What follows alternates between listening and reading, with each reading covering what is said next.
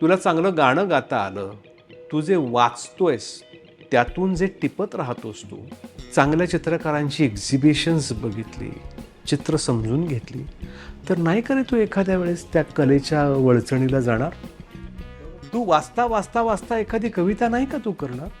गाणं गाता गाता गाता हरकती आणि सूर तुझ्या गळ्यात आहे तुला समजला, तर तू गाण्यासाठी प्रयत्न नाही कर. म्हणजे एखाद्या चांगल्या श्रोत्यामधून एखादा चांगला कलाकार निपजण्याची शक्यता आहे का नाही? ही लाखातनं कदाचित एखाद्या वेळेस घडेल, पण चांगलं ऐकणं, पाहणं, वाचणं ही अत्यंत महत्त्वाची गोष्ट आहे. नाटकातला दर्दी प्रेक्षक जोपर्यंत समोर आहे तोपर्यंत मी चांगलं काम करत राहणारच आहे.